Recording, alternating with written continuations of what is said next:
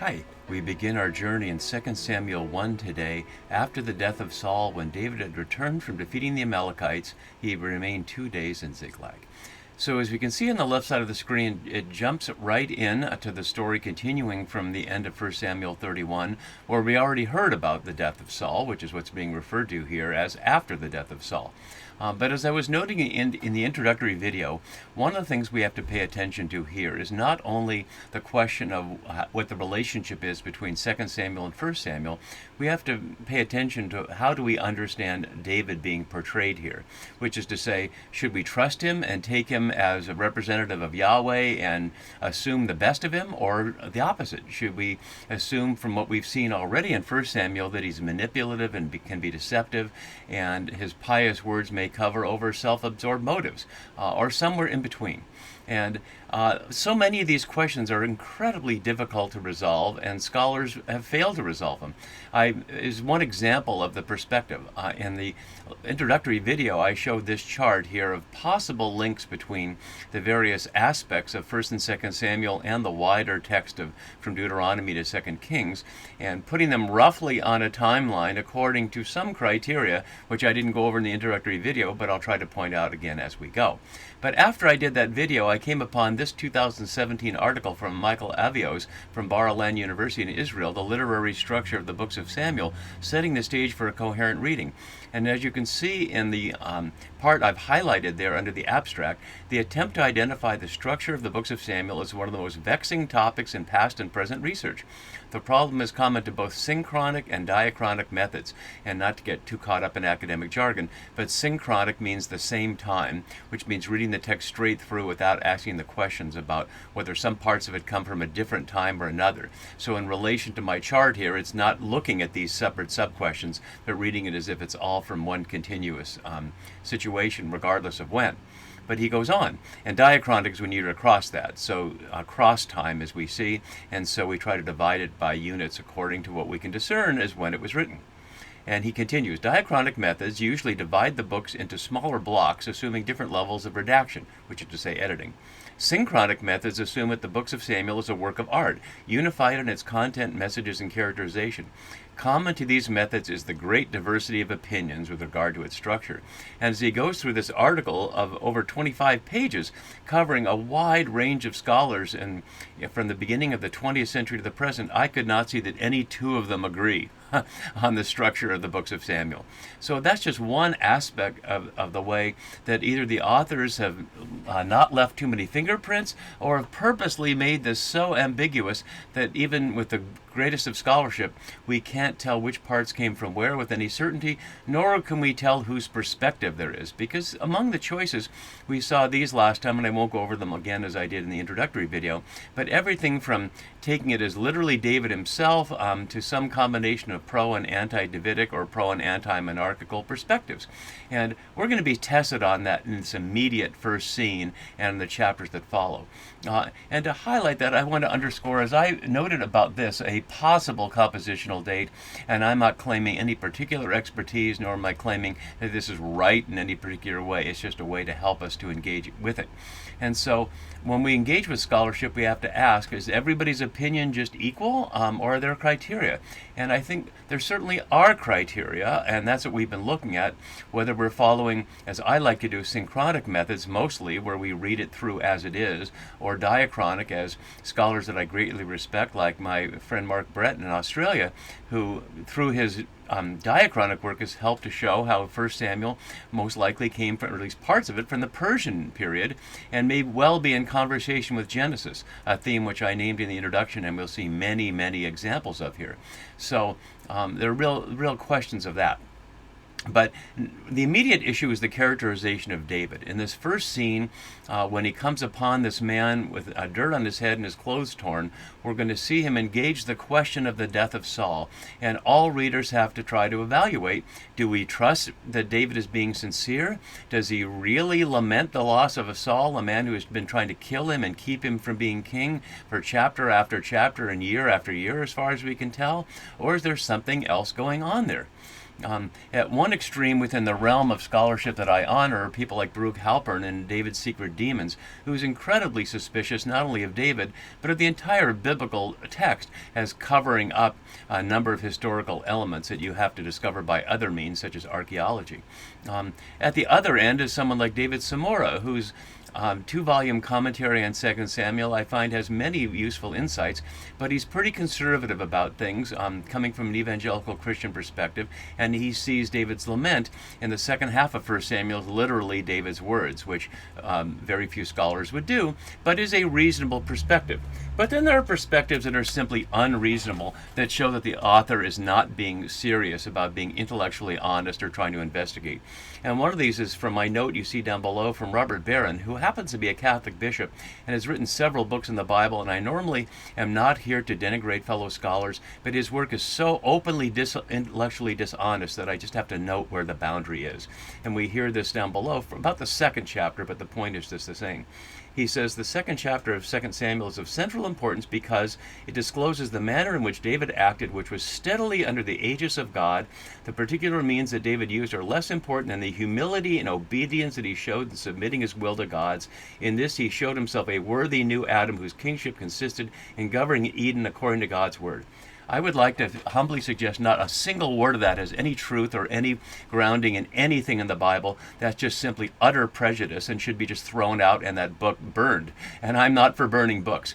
But when something is so wrong and so misleading, it generates enough response in me that my otherwise neutral tone in these videos was activated here. I don't know anybody on the other end other than I was noting the minimalists who are probably a similar view from the other side, although they're not intellectually dishonest as Barron is. They're open about their views, but they certainly have a prejudice, but they let their prejudice be out there, and you can evaluate for yourself whether you think their concern for the Palestinian people justifies their reading the entire Deuteronomistic history as written fictionally from a much later period. So those are the bounds of it, but within the scope of those extremes, we'll have many possibilities to consider things, and that's what we'll be looking at as we go. So we start with after the death of Saul here, and the Norris via mitzvah here, and now it came to be, highlighting, as we see at the beginning of Joshua and Judges, a new book.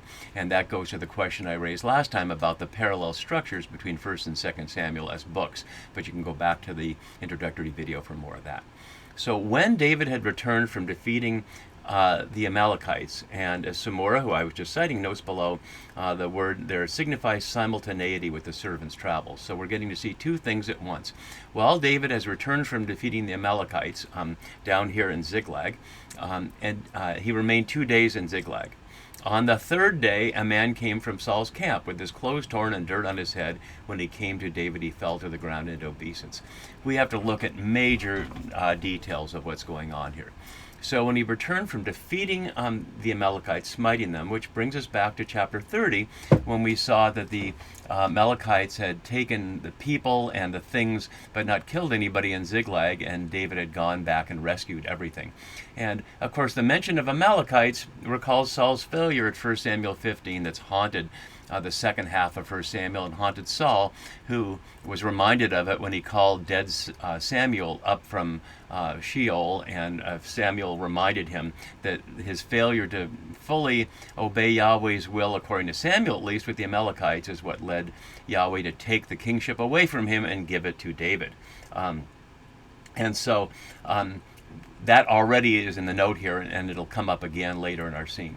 So we remain 2 days in Ziklag, and then we hear on the third day. And a very interesting thing occurs when we look at on the third day closely. And I've not seen scholars note this, but when I tracked it, I found this. So across Genesis and the Deuteronomistic history, and I noted this as a life and death bridge, we have on the third day used a number of times, and every single one of them is in a life or death situation. And as we'll see later in chapter 2 in 2 Samuel, the numerous explicit connections that Genesis justify are suggesting this is here intentionally. the phrase on the third day is used in other books as well, but it's not in these kinds of contexts, and there's no particular reason to think there's a bridge, for example, between Leviticus and Deuteronomistic history, where Leviticus on the third day is used in very different contexts. But these are all the uses in Genesis, and as I'll point out here, every one of them is a life and death situation. So let's go through them quickly here. On the third day, Abraham looked up and saw the place far away, and of course this is the binding of Isaac situation. Later in the Jacob cycle, on the third day, Laban was told that Jacob had fled, and this leads to their confrontation, where we wonder if Laban will kill Jacob, but they end up resolving it peacefully. In chapter 34, on the third day, while they were still in pain from being circumcised, two of the sons of Jacob, Simeon and Levi, came and killed them all. In the Joseph story, we hear on the third day, which was Pharaoh's birthday, he made a feast for all his servants and lifted up the head of the chief cupbearer and the head of the chief baker, but in a couple verses later, he lifts his head right off of him. And then finally, in the Joseph story, in the third day, Joseph said to them, "Do this and you will live, for I fear God," speaking to his brothers, but not telling them that it's Joseph. So all these situations in Genesis where the third day is mentioned involve life or death, and so did they as well in the Deuteronomistic history. So starting with the one in Joshua, so the Israelites set out and reached the Hivite cities on the third day, and their cities were, and I note Gibeon here, which is important to the Saul story, as well as Kiriath Jearim. And so in this scene, they get through a life and death situation by negotiating peacefully with the Hivites. In Judges, we find a very explicit battle scene set up. The Israelites went up against the Benjaminites, so this is a form of civil war, on the third day, and set themselves in array against Gibeah as before. And notice that Gibeah, both connected to Saul. Then in our story of 1 Samuel, Jonathan said to David, "By Yahweh, the God of Israel, when I have sounded out my father about this time tomorrow or on the third day, if he is well disposed toward David, shall I not then send and disclose it?" And of course the issue is the life and death of both Jonathan and David in the hands of Saul. In the scene that was just previous that I was referring to, when David and his men came to Ziklag on the third day, the Amalekites had made a raid on the Negev and on Ziklag. They had attacked Ziklag and burned it down. So explicitly recalling that immediately just 2 chapters earlier. Then we have our immediate scene, and then it jumps all the way into Kings. And so in 1 Kings 3:18, in the story, the 2 street prostitutes being judged by Solomon, we hear one of them testify, "On the third day after I gave birth, this woman also gave birth," and what she testifies to is that one of the children is alive and one of them is dead. Later in 1 Kings, in the transition between Solomon and Rehoboam, we see Jeroboam and all the people came to Rehoboam the third day, as the king said, "Come to me again the third day," repeating it. And the life and death situation is of the united monarchy, and what happens is that Jeroboam leads the Israelites in rebellion, and the united monarchy is broken up. And then finally here, turn back and say to Hezekiah, "Prince of my people, thus says Yahweh, the God of your ancestor David," and David is featured in this larger passage, "I've heard your prayer, I've seen your tears, indeed I will heal you. On the third day you shall go up to the house of Yahweh. I will add 15 years to your life." So every one of those has something to do with the third day in a life and death situation. And one just has to wonder whether that echoes into the New Testament traditions of Jesus rising on the third day as an echo of a number of these tropes, as the third day being a matter of life and death struggles. Another thing about this scene here, the third day, is the clothing.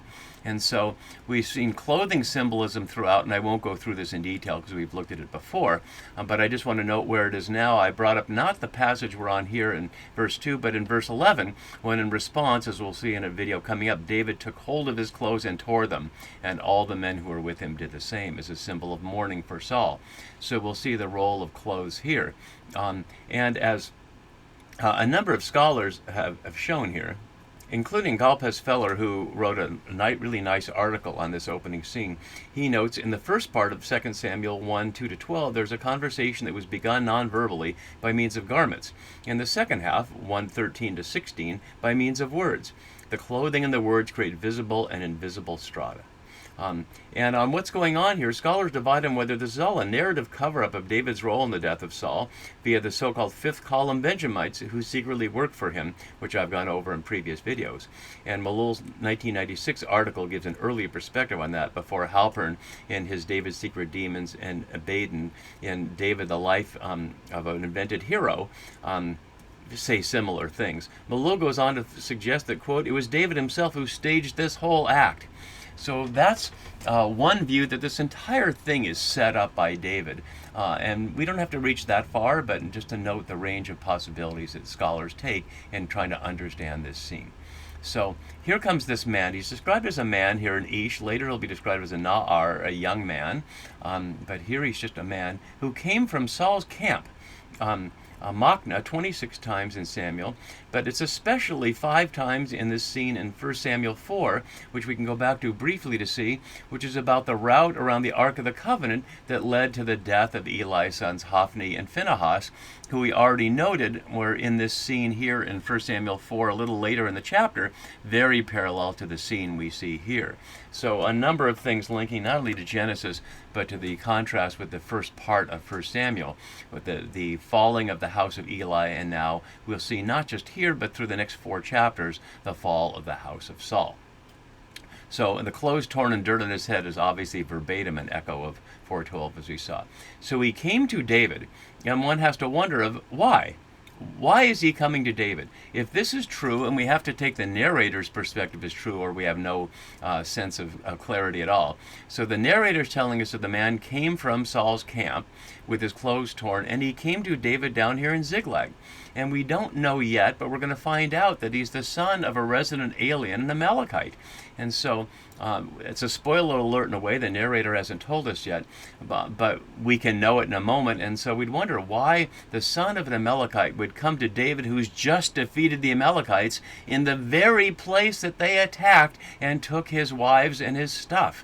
What could he possibly think could good come out of that? And he must have some plan, and we'll see what we can discern from that as we go. He fell to the ground and did obeisance here, and as Golfus Feller, who I just noted, says, emphasizing his recognition of David as the future king. And so perhaps he's trying to curry favor with David by bringing the report of Saul's death and believing that that will do him favor. We've seen this phrase earlier, especially with Abigail to David and Saul to Samuel during the calling up from the woman of Endor situation, and we'll see it a number of times as well. So David responds now. Where have you come from? And it will be repeated at verse 13. It's not a chiastic parallel, but it's a different part of the scene, and we'll see that there. So he asks, where have you come from? He just finds this man out there in the middle of nothing. And he says, I have escaped from the camp of Israel.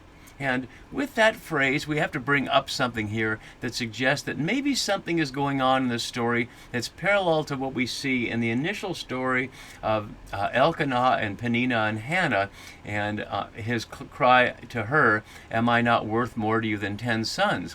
Which we saw earlier at that time that Poulsen has noted was a little allegory about the monarchy altogether. And perhaps the same kind of thing here. I can make this actually one little unit bigger. So what if we hear the Amalekite as David in this story? So a man came from Saul's camp, as David has done, having been seen Saul in the camp both in the cave and elsewhere in chapters 24 and 26, as we saw, with his clothes torn and dirt on his head. And then if we hear this verse in verse 11 that we'll look ahead as from David's mouth, and speaking about Saul, what does it sound like to us? I knew that he could not live after he had fallen. I took the crown that was on his head. That could certainly be an implicit statement of David's intention here. And then we'll see he took hold of his clothes, which is normally interpreted as his own clothes, but it could be he took a hold of Saul's clothes.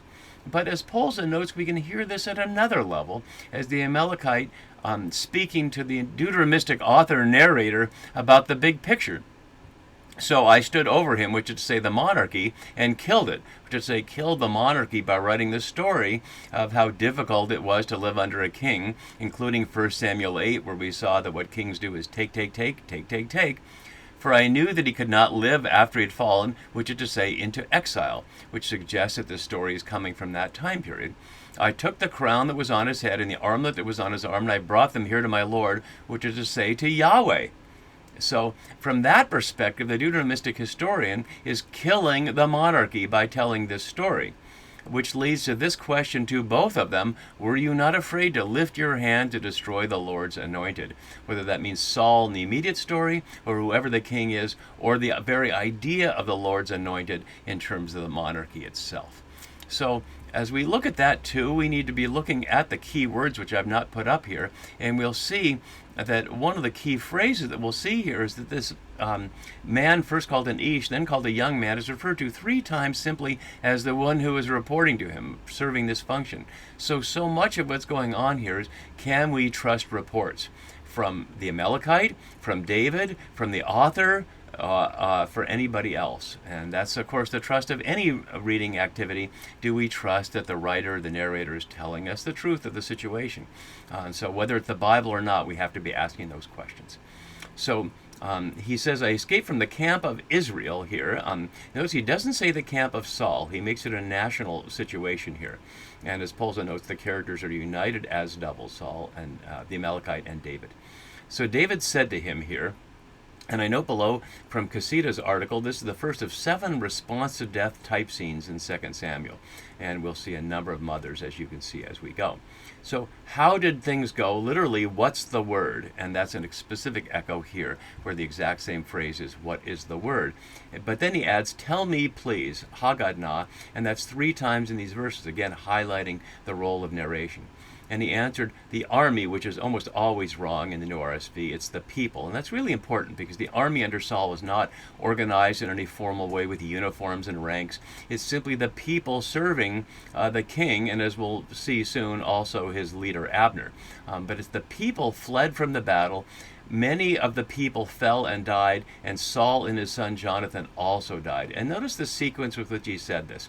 He saved the most important thing for the end, not knowing how David might respond, and apparently not knowing about David's relationship with Jonathan. For how would he?